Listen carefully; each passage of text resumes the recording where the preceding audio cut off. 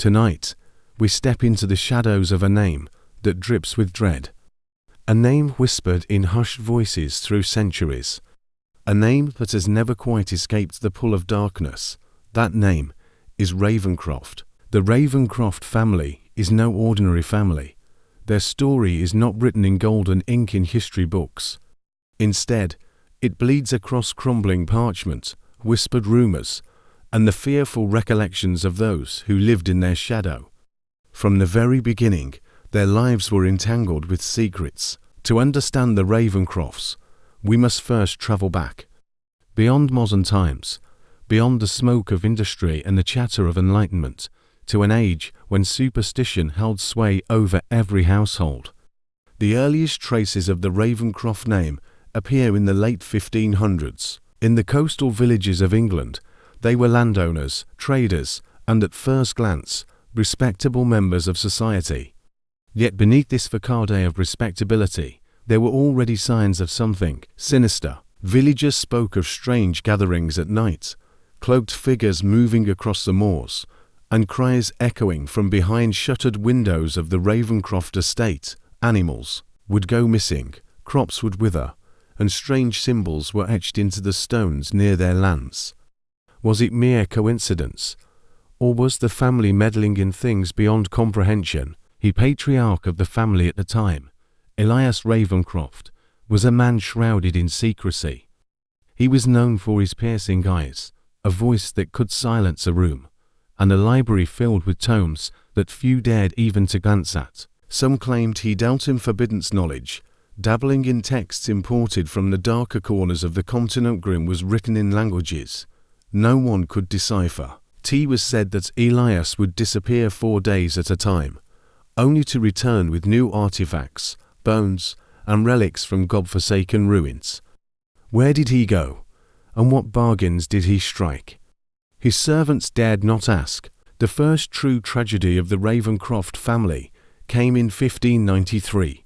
A fire consumed half of their estate. Yet strangely, only a portion of the house burned, as if the flames themselves had been guided by an invisible hand. Neighbors claimed they saw Elias standing calmly outside as his home burned, muttering words under his breath, his eyes reflecting the firelight, not with sorrow but with a kind of twisted satisfaction. From that night onward, the Ravencroft name was never the same.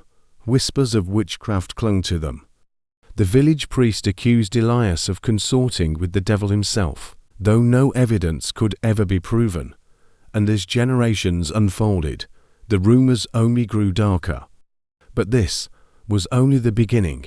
The true descent of the Ravencrofts had yet to come. Witchcraft, blood, and the cursed manor. As the 1600s dawned, Europe was a cauldron of fear. Witch trials swept across towns, and paranoia seeped into every home. For the Ravencrofts, this was the age when their name became forever bound to whispers of the occult. Margaret Ravencroft, the daughter of Elias, was said to have been extraordinarily beautiful, with raven black hair and pale, porcelain skin, but with her beauty came suspicion. Margaret Ravencroft, the daughter of Elias, was said to have been extraordinarily beautiful, with raven black hair and pale, porcelain skin, but with her beauty came suspicion. When children fell ill, mothers pointed to Margaret. When crops failed, whispers said she had cursed them. The fear grew until finally, torches were raised, and Margaret was accused of witchcraft. She was taken to trial, and though the evidence was weak, fear does not need proof. She was condemned, yet before her execution, Margaret is said to have spoken a curse. Her words were chilling. "My blood shall never rest. My family shall never die in peace. To those who harm us, your children will choke on the same flames you light for me." The very night of her death, a violent storm broke over the town. Lightning struck the church steeple, fire spread, and many who had accused her perished in the chaos. The survivors whispered Margaret had made good on her promise. It was around this time that the Ravencroft Manor was constructed. Built atop old ruins, the estate was unlike any other. Its Gothic spires clawed at the sky, its windows like eyes watching all who passed. The Architecture itself seemed wrong, stairs that led nowhere, doors that opened to brick walls, corridors that twisted like a labyrinth. Servants often fled within weeks of employment. Speaking of footsteps in empty halls, shadows moving against the firelight, and whispers echoing in languages they did not understand. Some claimed the house itself was alive, feeding on the misery of those inside. It became said that to step foot in Ravencroft Manor was to step closer to madness. Tragedy upon tragedy, the curse unfolds. Generations passed, but the Ravencrofts could never escape misfortune.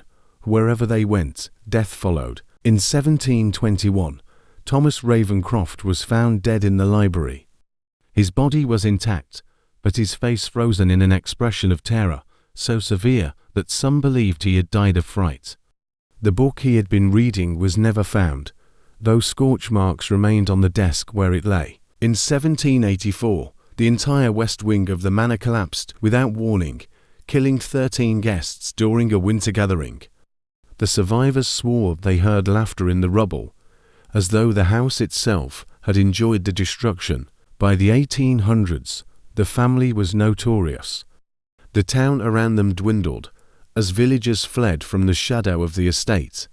Legends grew that Ravencroft blood was tainted, that their wealth came not from trade or land, but from dark bargains struck long ago. Artifacts within the house hinted at their obsession with death. Paintings of twisted, grotesque faces adorned the walls. Mirrors that reflected figures not present in the room were covered with black cloths. And in the basement, ancient journals written in a cipher that no one has yet broken. Each generation seemed cursed to meet a violent or mysterious end. Some were poisoned, some drowned, some vanished into thin air. Yet always, the Ravencroft line continued, never fully destroyed, no matter how hard fate seemed to try. Modern hauntings and final theories. The 20th century brought with it a decline in the family's fortune. By the 1920s, only a handful of Ravencrofts remained, clinging to the decaying manor like prisoners of their own curse. Visitors began to write of strange experiences. Paranormal investigators reported cold spots, flickering lights, and recordings filled with screams. Some even claimed to see Margaret herself, wandering the halls in a gown of ash and shadow. Local legends say that those who spend a night in Ravencroft Manor seldom leave unchanged. Some go mad, some vanish, and some return, with voices that are not their own. But is the curse real? Skeptics argue that the Ravencrofts were victims of madness, of paranoia passed from parent to child, that their isolation fed into superstition, and their tragedies were simply the cruel hand of chance. And yet, too many stories persist, too many unexplained events, too many voices in the dark. Today, the Ravencroft Manor stands abandoned, its windows shattered, its walls crumbling.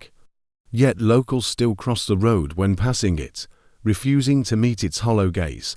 For some places, some names are soaked too deeply in blood to ever be forgotten. The Ravencroft story is not one of life, but of lingering shadows. Their name remains, etched not in stone, but in fear. And as you blow out your candle tonight, remember, somewhere, in the silence, the Ravencroft curse is still waiting. This has been the macabre history of the Ravencroft family, a sinister tale. There are families remembered for wealth, some for power, and others for greatness. But the Ravencroft name is remembered for something far darker. For over 4 centuries, whispers of murder, witchcraft, and curses have followed their bloodline. No matter where they lived, no matter how much they tried to hide, tragedy always returned to them. Locals would not speak the name aloud. Servants refused to work in their home. Priests warned that their very blood was unholy. Tonight, we begin a journey into shadows, to uncover the chilling history of the Ravencroft family. Elias Ravencroft and forbidden knowledge. The first figure in the Ravencroft story is Elias Ravencroft, a wealthy landowner in 16th century England. Elias was not like other noblemen. He was a collector not of art or jewels, but of forbidden books and artifacts. His library was said to hold grimoires written in dead languages, maps to ancient burial sites, and bones of creatures never meant to be disturbed. Neighbors often saw Elias wandering the moors at night, carrying lanterns, muttering in strange tongues. His servants swore he returned from trips with relics no human hand should ever touch. In 1593, a fire swept through part of the Ravencroft estate. Villagers watched as flames devoured the house, but Elias stood calm, whispering, his eyes glowing in the firelight. Some claimed he was not watching a tragedy, he was watching a ritual. From that night, the Ravencroft name became synonymous with whispers of witchcraft.